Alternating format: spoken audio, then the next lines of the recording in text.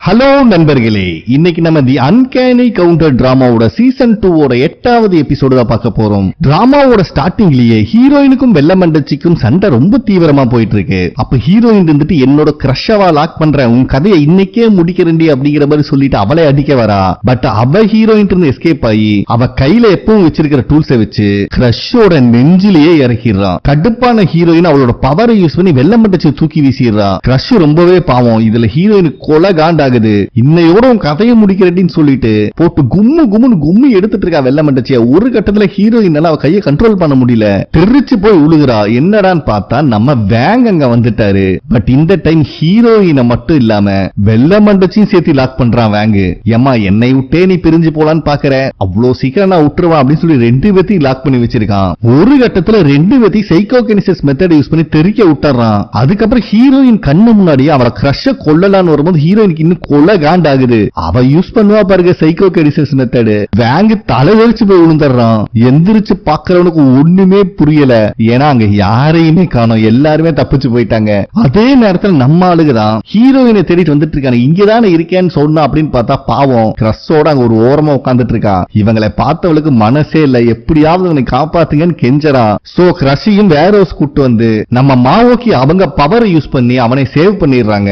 அதே நேரத்துல நம்ம டீம் சேர்ந்தவங்க ஹீரோயின் சொன்னதை வச்சு டிஸ்கஸ் பண்ணிட்டு இருக்காங்க. ஏன்னா இப்போதைக்கு வேங்குக்கும் வெள்ளமண்டச்சிக்கும் இடையில சின்ன மிஸ் அண்டர்ஸ்டாண்டிங் ஓடிட்டு இருக்கு. இது நம்மளுக்கு ஃபேவரா இருந்தாலும் வேங் மட்டும் வெள்ளமண்டச்சியை கொண்டு அவளோட பவரை எடுத்துட்டானா அவன் ரொம்பவே பவர்ஃபுல்லா மாறிடுவான். நம்மனால அவனை சமன் பண்ணவே முடியாது அப்படின்னு மோடாக் சொல்லிடுறான். ஆனா மோடாக்கு எப்படி ரெண்டு ஈவில் ஸ்பிரிட் வந்தும் ஹீரோயினால ஸ்பாட் பண்ண முடியல அப்படிங்கறத சந்தேகமா இருக்கு. அது மட்டும் இல்லாம பக்கத்திலேயே இருக்க பாங்க வம்பிழுத்துட்டு இருக்கான். ஏண்டா குழந்தை கூப்பிட்டு ரவுண்ட் அடிக்கிற மாதிரி உனக்கு கூப்பிட்டு நாங்க சிட்டி ஃபுல்லா சுத்திட்டு இருக்கோம், நீ ஸ்மெல் பண்றங்கிற பேர்ல ஒண்ணுமே கண்டுபிடிக்க மாட்டேங்கிற, உண்மையை சொல்லு, உனக்கு கண்டுபிடிக்கிற பவர் இருக்கா இல்லையா அப்படின்னு கேட்டுட்டு இருக்கான். பாங்குக்கு என்ன சொல்றதுன்னு தெரியல பாவம். இதுல மோடாக் வேற ரெகுலரா பிராக்டிஸ் பண்ணிட்டே இரு, அப்பதான் பவர் இன்க்ரீஸ் ஆகும் அப்படின்னு மோடாக் சொல்ல வந்தா எப்பவும் போல இந்த பாங் பக்கி தப்பா புரிஞ்சுக்கிட்டு, பாஸ் நீங்க தப்பா நினைக்கிறீங்க, உங்களுக்கு ஒரு விஷயம் தெரியுமா, மூக்குல முடி இருந்தா ஸ்மெல் பண்ண முடியாது, மூக்கையே நான் கிளீன் பண்ணி வச்சிருக்கேன்னா பாத்துக்கோங்களே அப்படின்னு சொல்லி மோடாக் வெறுப்பேத்தி விட்டுறான். அதே நேரத்துல மாவோக்கி இருந்துட்டு ஹீரோயின் கிட்ட இப்ப கடைசியா நடந்த இன்சிடென்ட் இவனோட மெமரியில இருந்து நான் எரேஸ் பண்ணிட்டேன், மத்ததெல்லாம் நீ தான் பாத்துக்கணும் அப்படிங்கிற மாதிரி சொல்றாங்க. பட் ஹீரோயின் இருந்துட்டு நீங்க எதுவும் கவலைப்படாதீங்க, அவனுக்கு எதுவுமே ஞாபகத்துக்கு இருக்க போறது இல்ல, அவன் ஃபீல் பண்றதுக்கு எந்த விஷயமும் மெமரியில் இருக்காது, நான் எல்லாத்தையும் முடிக்க போறேன் அப்படின்னு சொல்லிடுறான். சோ மாவோக்கிக்கு நல்லாவே தெரிஞ்சிருது ஹீரோயின் டோட்டல் மெமரி எரேஸ் பண்ண போறா, அவ லவ்வையும் தியாகம் பண்ண போறா அப்படின்னு. பட் பாவம் அவங்கனால என்ன சொல்ல முடியும் இந்த விஷயத்துல. அதுக்கப்புறம் நம்ம ஹீரோயினும் அவ சம்பந்தமான மொத்த மெமரியும் கிரஷ் கிட்ட இருந்து எரேஸ் பண்ணிட்டு இருக்கா. பாவம் ரொம்பவே ஃபீல் பண்றா. ஏன்னா அவங்க கூட இருந்த நல்ல நல்ல மெமரிஸ் தான் மைண்ட்ல வந்துட்டு இருக்கு. பட் இருந்தாலும் டோட்டல் மெமரி எரேஸ் பண்ணி விட்டுறா. இப்ப நம்மளுக்கு வெள்ளமண்டச்சி தான் காட்டுறாங்க. ஒரு மெடிக்கல் ஷாப்ல அடிப்பட்ட இடத்துக்கு அவளே ட்ரீட்மெண்ட் பண்ணிட்டு இருக்கா. அப்ப நடந்த விஷயத்தை யோசிச்சு பார்க்கும் போதுதான் இவ ஹீரோயினை லாக் பண்ணும் போது ஒரு கட்டத்துல ஹீரோயின் மெமரியும் ரீட் பண்ணிருப்பா. அதுல ஹீரோயின் கோமா ஸ்டேஜ்ல இருந்து ரீபர்த் ஆனதும் அதுக்கப்புறம் தான் அவளுக்கு இந்த பவர் வந்திருக்கு அப்படிங்கிறதும் இவளுக்கு தெரிய வருது. பட் ஏன் இந்த ரீபர்த் எடுத்தாங்க அப்படிங்கிற விஷயம் அவளுக்கு தெரியல. இப்பதான் இருக்கிற மெடிக்கல் ஷாப்பையே காட்டுறாங்க.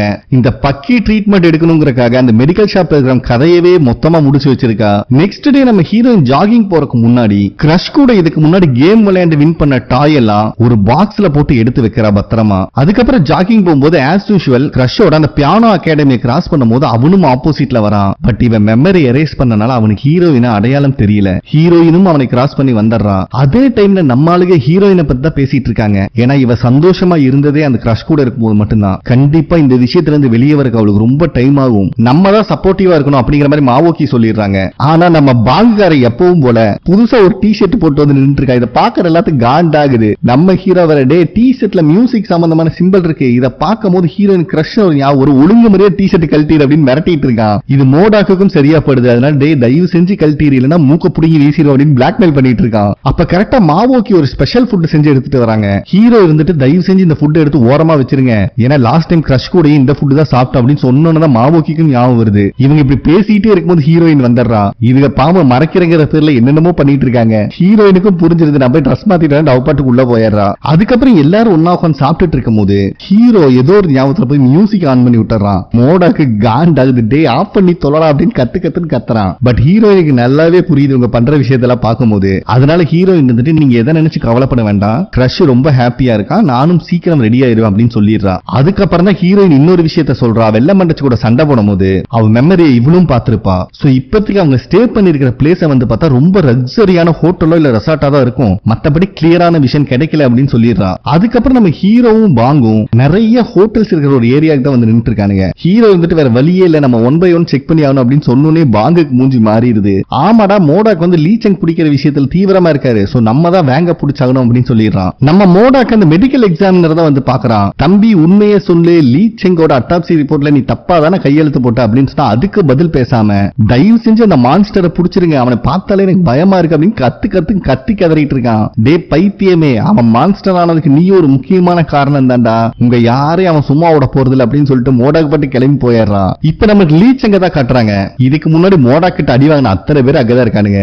ஏன்டா இவனுக்கு எல்லாம் அடியாளுங்கன்னு சொல்லி அனுப்பி வச்சா ஒரு போலீஸ்காரன் உன்னால பிடிக்க முடியல அப்படின்னு சொல்லிட்டு எல்லாத்தையும் கேவலப்படுத்திட்டு இருக்கான். அப்ப கரெக்டா ஆளுங்க அந்த 37 டாட்டூ போட்ட பையனை கூப்பிட்டு வந்துடுறாங்க. தம்பி என்னதான் நடக்குது அப்படிங்கிற மாதிரி கேட்டா அவன் இருந்துட்டு சத்தியமா எனக்கு ஒண்ணுமே தெரியாது, அந்த போலீஸ்காரன் ஏன் என்னை ஃபாலோ பண்றான், அந்த லேடி ஏன் என் வீட்டுக்கு வராங்க எதுவுமே எனக்கு தெரியாது, அன்னைக்கு அந்த பேட்மிண்டன் கோர்ட்ல இருந்து உயிர் தப்பிச்சா போதும்னு மட்டும்தான் நான் ஓடனே அப்படிங்கிற மாதிரி சொல்றான். அதுக்கு லீச்சங்க இருந்துட்டு சரிப்பா நீ சொல்றதெல்லாம் நான் நம்புறேன், பட் உன்னால உருவான பிரச்சனையை நீ தான் தீர்த்து வைக்கணும் அப்படிங்கிற மாதிரி சொல்லிடுறான். அதே நேரத்துல மாவோக்கி இந்த பையனோட வீட்டுக்கு தான் வந்து பாக்குறாங்க. பையன்ல ரொம்பவே கேவலமா மெயின்டைன் பண்ணிருக்கான். சோ அவன் மேல இருக்கிற அக்கறையில அந்த வீட ஃபுல்லா நம்ம மாவோக்கி தான் கிளீன் பண்ணிட்டு இருக்காங்க. அப்பதான் அங்க இருக்கிற கேலண்டர்ல இன்னைக்கு அந்த பையனோட பாட்டிக்கு டெத் ஆனிவர்சரி அப்படிங்கிறது தெரிய வருது. அப்ப கரெக்டா அந்த பையனும் அங்க வந்துடுறான். மாவோக்கி அங்க இருக்கிறதுல இந்த பையனுக்கு இஷ்டம் இல்ல, அவங்க இருந்தாலும் பாட்டியோட டெத் ஆனிவர்சரி தானே, வா அவங்களுக்கு ப்ரே பண்ணுவோம் அப்படின்னு சொல்லிட்டு அவங்க தான் எல்லா ஏற்பாடும் பண்றாங்க. சோ இவங்களும் அந்த ரிச்சுவல் எல்லாம் முடிச்சோன்னே இவன் மாவோக்கி ஒரு ஜூஸ் கொடுக்குறான். அவங்களும் இவன் மேல இருக்க நம்பிக்கையில வாங்கி குடிச்சாடுறாங்க. கொஞ்ச நேரத்திலேயே மாவோக்கி ஏர் ஆகி கீழே விழுந்துடுறாங்க. அப்ப அந்த பையன் இருந்துட்டு என்னை தப்பா நினைக்காதீங்க,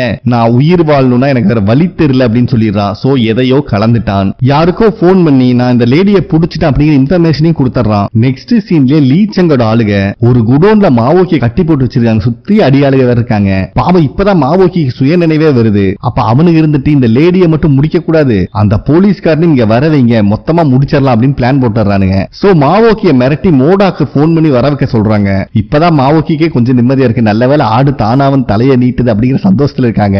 இருந்தாலும் வான் பண்ணியாகணுமே, தம்பி வேண்டாம்ப்பா, கூப்பிட்டா வந்துருவான், அப்புறம் கால்ல விழுந்து கேட்டாலும் திரும்பி போக மாட்டா, யோசிச்சுக்கோங்கடான்னு சொல்றாங்க. ஆனா இவனுக்கு கேட்கிற மாதிரி இல்ல. சோ மோடாக்கு இவங்க போன் பண்ணி வர சொன்னா நான் ரொம்ப பிஸியா இருக்கேன் அப்படின்னு பில்டப் போடுறான். அப்ப அந்த அடியாளு மாவோக்கிக்கு அடிப்பட்ட இடத்துல பிரஸ் பண்ணுவோம் கத்துறாங்க. இதுல மோடாக்கு நல்லாவே புரிஞ்சிருது. ஓகே ஓகே வந்துட்டேன் அப்படின்னு அடுத்த சீன்ல குடோன் முன்னாடி தான் வந்து நின்றுட்டு இருக்கான். வந்தவன் பேச்சே கிடையாது. ஆளுகளை மலமாடு மாதிரி இருந்தாலும் நம்ம மோடாக்கு போட்டு பிரிச்சு மேயறான். ஒரு கட்டத்துல ஒருத்தர் இரும்பு ராடு எடுத்து மோடாக்கோட மண்டையிலே அடிச்சிடறான். ஆனா என்ன பண்றது, எந்த ரியாக்ஷனும் இல்ல மோடா கிட்ட. இவனுக்கு ட்ரௌசர் கல்றது எல்லாத்தையும் பொலந்து கட்டிடுறான். கடைசியா இருந்த ஒருத்தன் நம்ம மாவோக்கிய லாக் பண்ணிடுறான். மோடாக்கு இருந்துட்டு ஏமா இத்தனை நேரமா ரெஸ்ட் எடுத்து இன்னுமா ரெஸ்ட் வேணும் அப்படின்னு கேக்குறான். இப்பதான் மாவோக்கி இருந்துட்டு போதுமான அளவு ரெஸ்ட் எடுத்துட்டேன், இந்த குண்டு பையன் எனக்கு அப்படின்னு சொல்லிட்டு இவங்களை கட்டி போட்டிருந்த கயிறு அசால்ட்டா பிச்சு வீசி இவனை ஒரு ஸ்மேக்க போட்டுறாங்க. பாவம் இந்த குண்டு பையன் அப்போ அடங்குற மாதிரி இல்ல. சரி இரும்பு பைப்பில் அடிச்சா செத்துக்கிட்டு போயிட போறான்னு சொல்லி ஒரே கிக்ல பைபிளை மட்டையாக்கிடுறாங்க. அதுக்கப்புறம் இவங்க எல்லாத்தையும் ஸ்கூல் ஸ்டூடெண்ட்ஸ் மாதிரி உட்கார வச்சு விசாரிக்கும் போது நம்ம மோடாக்கு ஒரு ஐடியா வருது. சோ இவனுக்கு லீச்சங் கிட்ட ஒர்க் பண்ணவங்க அப்படின்னா உங்களை தூக்கிட்டு லீச்சங் கிட்ட தான் போவானுங்க. இவனுங்க பிளான் படியே நம்ம எக்ஸிக்யூட் பண்ணுவோம் அப்படின்னு இவனுக்கு ஒரு பிளான போடுறானுங்க. அதே நேரத்தில் நமக்கு இந்த 37 டாட்டூ போட்ட பையனை தான் காட்டுறாங்க. இவன் வீட்டுக்கு போலான்னு பார்த்தா அங்கதான் நம்ம சியோக்கு இருக்கான். ஏன்னா ஆல்ரெடி இவன் மெமரியை ரீட் பண்ணும்போது அந்த மெடிக்கல் எக்ஸாமினர் கார்ல அமௌண்ட்டை வச்சதே இவன் தான். அதனாலதான் இவன் மூலியமா லீச்சங்க ட்ரேஸ் பண்றதுக்காக வந்திருக்கான். சோ இந்த குட்டி பையனை லாக் பண்ணி வச்சுட்டு எங்கடா லீச்சங்க அப்படின்னு கேட்டு மிரட்டிட்டு இருக்கான். அந்த இடத்துல சீனும் கட் ஆகுது. அதே நேரத்துல நம்ம ஆளுங்க இந்த லீச்சங்கோட பாடி கார்டை லாக் பண்ணி அவன் இருக்கிற கிளப்புக்கு தான் போயிட்டு இருக்காங்க. அப்ப கரெக்டா லீச்சங்கும் போன் பண்ணிடுறான். என்னடா ஆச்சுன்னு கேட்டா அந்த லேடி போலீஸ்கார கதையை 2 பேரையும் முடிச்சிட்டோம், அங்கதான் வந்துட்டு இருக்கேன்னு சொல்லிட்டு போனையும் வச்சிடறான். இவனுக்கு காண்டாகுது. இவன் எனக்கு அடியாளா இல்ல நான் இவனுக்கு அடியாளான்னு தெரியல, வர வர எல்லாரும் எனக்கு ஆர்டர் போடுறாங்க அப்படின்னு புலம்பிட்டே கல்ஃப் விளையாடுறான். பயவுலக்கு இதுவும் கூட உருப்படியா விளையாட தெரியல. பக்கத்துல இருக்க லேக்ல பால் விழுந்துருது. அப்ப பாவங்க அப்பாவியா இருக்கிற அசிஸ்டன்ட் பொண்ணை பிடிச்சி கொடுமைப்படுத்துறான். அந்த பாலை போய் எடுத்துட்டு வர சொல்லி ஒரு கட்டத்துல அந்த பொண்ணு மேலே பாலை வச்சு அடிக்க ட்ரை பண்ணிட்டு இருக்கும் போது கரெக்டா இவன் மேல ஒரு பால் வந்து விழுகுது. யாரான்னு திரும்பி பார்த்தா நம்ம சியோக்கு மரண மாசம் என்ட்ரி கொடுத்து வந்துட்டு இருக்கான். சுத்தி இருக்கிற ஆளுகளை எல்லாம் தெறிக்க விட்டுறான். ஒரு கட்டத்துல நம்ம லீச்சங்கையும் லாக் பண்ணிடுறான். நல்ல வேளை நம்ம மோடாக்கு அங்க வந்துடுறாரு. சோ கண்ணை காட்டி சியோக்கு லாக் பண்ணிட்டு லீச்சங்க எஸ்கேப் பண்ணி விடலான்னு பார்த்தா எப்பவும் போல சியோக்கு பவர் யூஸ் பண்ணி அடிக்க ஆரம்பிச்சிடறான். மோடாக்குக்கும் சியோக்குக்கும் சண்டை ஸ்டார்ட் ஆகுது. பட் சியோக் மோடாக்கு விட பவர்ஃபுல்லா இருக்கான். ஆனாலும் மோடாக்கு விட்டு கொடுக்கற மாதிரி இல்ல. நம்ம சியோக்கு இருக்கிற கொலவெறியில மோடாக்கு போலன்னு பொலந்து கட்டுறான். இருந்தாலும் மோடாக்கு விட்டு நகர முடியல. என்னடான்னு பார்த்தா மோடாக்கு ஹேண்ட் கஃப போட்டு சியோக்க லாக் பண்ணிட்டான். இதுல சியோக்க சியோக்கு இன்னும் கொலகாண்டாகுது. மோடாக்க சர மாதிரியா பாவப்பரி அவன் பக்கம் பிரின்னு பிரிக்கிறான். நம்ம மோடாக்கும் வாய் அடங்குற மாதிரி இல்ல. டே இதெல்லாம் நீ பண்றதுல உனக்குள்ள இருக்கிற ஈவில் ஸ்பிரிட் பண்ணிட்டு இருக்கா, சொல்றத கேள்றா அப்படிங்கிற மாதிரி சொல்லுவான். அப்பதான் நம்மளுக்கே கேட்டுறாங்க உள்ள இருக்கிற ஈவில் ஸ்பிரிட் பண்ற வேலைதான் இது. ஒரு கட்டத்துல மோடாக்கோட கதையை முடிக்க ட்ரை பண்ணுது இந்த ஈவில் ஸ்பிரிட். என்னதான் இருந்தாலும் சியோக்கு ஒரு நல்லவன் தானே, அவனை இன்னும் ஈவில் ஸ்பிரிட் ஃபுல்லா ஆக்குபை பண்ணாதனால மோடாக்க விட்டுறான். அசால்ட்டா ஹேண்ட் கஃப பிரிச்சு எடுத்துட்டு வரான் லீச்சங்க தேடிட்டு. தடுக்க வர மாவோகியும் தெரிக்க விட்டுறான். லீச்சங்கோட கதையை முடிக்கலான்னு பார்த்தா நம்ம மோடாக்கு சியோக்கு ஷூட் பண்ணிடுறான். இந்த கேப்ல லீச்சங்க அந்த வண்டி எடுத்துட்டு அங்க எஸ்கேப் ஆக பார்த்துட்டு இருக்கான். இருந்தாலும் சியோ விடுற மாதிரி இல்ல, துரத்துறான். பட் அங்க டெரிட்டரியும் ஓபன் ஆகுது. சோ நம்ம ஆளுங்க வந்துட்டாங்க. அதனால வேற வழி இல்லாம சியோக்கும் அங்கிருந்து தப்பிச்சிடறான். வந்து பாக்குறவன் செமஷாக்கு மோடாக்கு அடி வாங்கி மரண கண்டிஷன்ல கிடக்குறான். சியோக்கும் புல்லட் பட்டதுல ரொம்பவே வீக்கா இருக்கான். இருந்தாலும் அவன் பவர் யூஸ் பண்ணி அவனை ஹீல் பண்ணிக்கிறான். அப்போ சியோக்குள்ள இருக்கிற ஈவில் ஸ்பிரிட், ஏண்டா எத்தனை டைம் தான் உனக்கு சொல்றது, அநியாயத்துக்கு லீச்சங்க விட்டுட்டியேடா, நம்ம வழியில எவன் கூர்க்க வந்தாலும் எல்லாத்தையும் போட்டு தள்ளணும், உனக்கு புரியுதா இல்லையா அப்படின்னு அவன் மண்டையை கழுவிட்டு இருக்கு. அப்பதான் சியோக்கு வேங் சொன்ன விஷயம் ஞாபகத்துக்கு வருது. இந்த ஹவுசிங் ஸ்கேம்ல நம்ம பணத்தை இழந்ததை பத்தியோ இல்ல நம்மளுக்கு பிடிச்சவங்களை இழந்ததை பத்தியோ அவங்களுக்கு எல்லாம் கவலை கிடையாது. நம்மளுக்கு எவ்வளவு பெரிய பவர் கிடைச்சாலும் இவனுங்க நம்ம கதையை முடிக்க தான் பிளான் பண்ணுவானுங்க. சோ நடுவுல வந்து குடைச்சல் கொடுத்துட்டு இருக்கிற இந்த டீமை நம்ம கொன்னே ஆகணும். அப்பதான் நம்மனால லீச் அங்க பழி வாங்க முடியும் அப்படின்னு சொல்லியிருப்பான். இப்ப நம்மளுக்கு மோடாக்க தான் காட்டுறாங்க. பயபுலைக்கு கண்ணா பின்னா அடிபட்டு இருக்கு. சோ அவனை மாவோக்கு ஹீல் பண்ணிட்டு இருக்காங்க. இத பாக்குற பாங்க ஆட்டோமேட்டிக்கா அழுக ஆரம்பிச்சிடறான். ஏதோ ஒரு படத்துல வடிவேலுக்கு பதிலா சப்ஸ்டிடியூட் அழுகிற மாதிரி அழுதுட்டு கிடக்குறான். பட் மோடா கழுகல. டே அடிபட்டது எனக்குடா, தயவு செஞ்சு வாய மூடிட்டுறான்னு அவன் கேட்கிற மாதிரி இல்ல. அப்ப நம்ம ஹீரோயின் இருந்துட்டு நீங்க ரெண்டு பேர் தீவிரமா சண்டை போட்ட கேப்ல லீச்சங் எங்கேயோ ஓடி போய் ஒளிஞ்சுக்கிட்டான், கண்டுபிடிக்க முடியல அப்படின்னு சொல்றா. பட் நம்ம மாவோக்கி தான் பரவாயில்ல, அட்லீஸ்ட் சியோக்கு இன்னொரு மர்டர் பண்ணாம நம்ம தடுத்திருக்கோம். இருந்தாலும் லீச்சங்க சீக்கிரம் புடிச்சாகணும் அப்படின்னு சொல்லிடுறாங்க. அதே சமயத்துல மோடாக்கு இருந்துட்டு நம்ம நினைக்கிற அளவுக்கு இப்ப சியோ கிடையாது, அவன் இன்னுமே ஸ்ட்ராங் ஆயிட்டான். அவனுடைய பழி வாங்குற எண்ணம் ரொம்ப அதிகமா இருக்கு. அவனுக்குள்ள இருக்கிற ஈவில் ஸ்பிரிட்டும் ரொம்ப ரொம்ப ஸ்ட்ராங் ஆயிட்டே போகுது அப்படின்னு சொல்றான். இவங்களுக்கு என்ன பண்றதுனே தெரியல. அப்ப கரெக்டா நம்ம ஹீரோக்கு அவங்க தாத்தா கிட்ட இருந்து கால் வருது. வந்து பார்த்தா அவங்க பாட்டி வீட்டுக்குள்ள வரமாட்டேன்னு பிரச்சனை பண்ணிட்டு இருக்காங்க.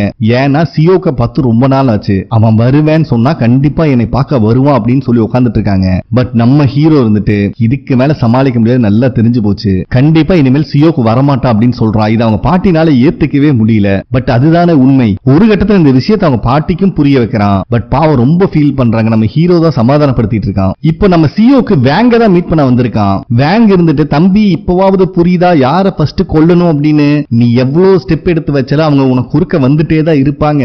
சோ நீ உன்னுடைய ரிவெஞ்ச் எடுக்கணும்னா ஃபர்ஸ்ட் இவங்களை கொன்னே ஆகணும் அப்படின்னு சொல்றான். அதுக்கு நம்ம சியோக்கு இருந்துட்டு கண்டிப்பா இவங்களை கொல்றதுக்கு நீ ஒரு பிளான் வச்சிருப்ப, என்ன பண்ணலாம் அப்படின்னு கேக்குறான். பட் சியோக்கு இன்னும் ஃபுல்லா ஈவில் ஸ்பிரிட்டா மாறல. அதனால வேங் இருந்துட்டு உன்னை நான் எப்படிடா நம்புறது, லீச்சங்க்கு அட்டாப்சி பண்ண டாக்டரையே நீ உயிரோடு விட்டுட்ட, இவங்க வேற உங்ககிட்ட ஃபேமிலி மாதிரி பழகி இருக்காங்க. சோ உன்னால எனக்கு நம்பிக்கை இல்ல அப்படிங்கிற மாதிரி சொல்லி சியோக்க ட்விஸ்ட் பண்ண ட்ரை பண்றான். அதுக்கு சியோக்கு இருந்துட்டு எனக்கு வேற சாய்ஸ் கிடையாது, இதுக்கு மேல யாரு உள்ள வந்தாலும் நான் பாவம் பரிதாபம் பார்க்க மாட்டேன் அப்படின்னு சொன்னதுக்கு அப்புறம் தான் ரெண்டு பேரும் வெறித்தனமா சிரிச்சிட்டு இருக்கானுங்க. சோ ஏதோ ஒரு பிளான் பண்றானுங்க. அதே நேரத்துல இந்த பாங் பக்கி சிங்கம் சிங்கிளா தாண்டா வேட்டைக்கு போகும்னு சொல்லிட்டு இவன் தனியா கிளம்பி மோப்பம் முடிச்சுட்டு எங்கேயோ போயிட்டு இருக்கான். அவங்க கூட ஆஃப்டர் லைஃப்ல கனெக்ட் ஆயிருக்கிறோம் கெஞ்சுறாரு, டே எங்கேயும் போகாதரா லூசு பயல அப்படின்னு. பட் இவன் கேட்கிற மாதிரி இல்ல.